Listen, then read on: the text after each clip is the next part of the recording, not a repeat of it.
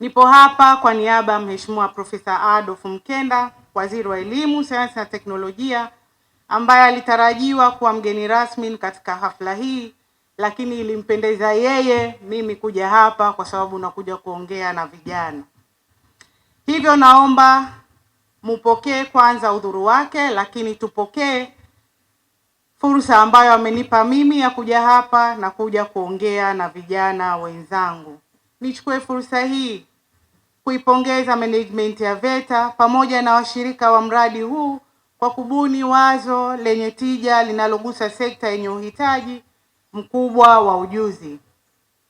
Uzinduzi wa mradi huu ni hatua muhimu katika kuwawezesha vijana wa Kitanzania kuongeza maarifa na stadi, hususan katika sekta ya kilimo ambayo ni mhimili wa uchumi wa nchi yetu. Mradi huu umejikita katika kujibu changamoto za mahitaji ya ujuzi katika maeneo ya ufundi wa zana za kilimo, teknolojia ya umwagiliaji pamoja na teknolojia za uhifadhi wa mazao.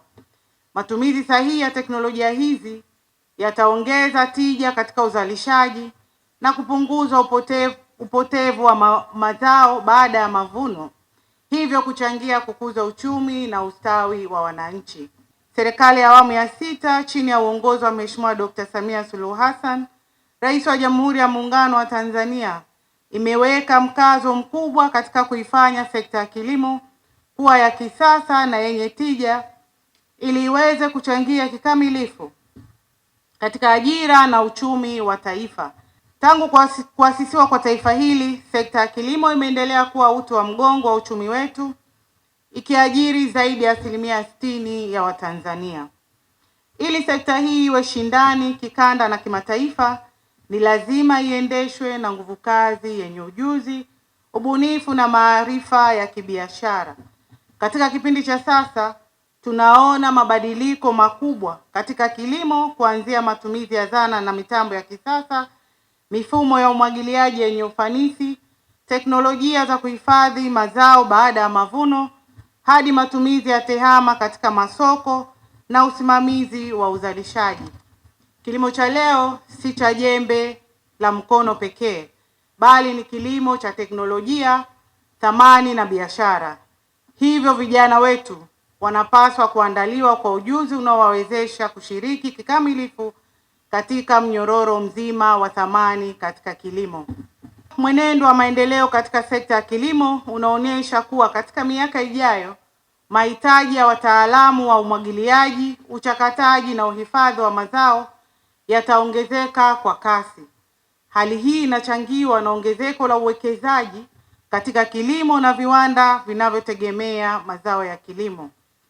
Kutokana na mwelekeo huo, VETA ina jukumu la kimkakati la kuhakikisha nchi inapata mafundi stadi wenye uwezo wa kuendesha na kutengeneza mitambo ya kilimo, kubuni na kusimamia mifumo ya umwagiliaji, kupunguza upotevu wa mazao baada ya mavuno na kuongeza thamani ya bidhaa za kilimo. Kama ilivyoelezwa katika taarifa kuhusu mradi, jumla ya vijana 5631 kutoka mikoa 19 ya Tanzania bara wanatarajiwa kunufaika na mafunzo kupitia mradi huu. Na tunaamini kwamba baada ya kumaliza hii namba yote ya vijana 5631 tunaenda kuwa na wataalamu wa kutosha katika sekta ya kilimo. Hii ni fursa muhimu kwa vijana, hivyo ni waase vijana wenzangu kuchangamkia fursa hii ambayo itawawezesha kupata stadi zitakazowasaidia kufanya shughuli za ufundi wa zana za kilimo, kuendesha teknolojia za umwagiliaji na teknolojia za uhifadhi wa mazao baada ya mavuno kwa umahiri na ufanisi. Niwatoe hofu vijana kwamba wizara inafanya kazi nzuri sana ya kuona kwamba wanafunzi ambao tunawatoa VETA hawaishii mitaani, bali tunawaunganisha baina yao na waajiri, kwa maana ya kwamba wenye viwanda ambapo mtaweza kutumia ujuzi wenu mliopata hapa kupata ajira mbalimbali. Lakini kwa wale ambao hawatoajiriwa direct, nadhani ujuzi huu utawawezesha kujiajiri wenyewe na kujipatia kipato na hatimaye kuongeza pato la taifa kiujumla.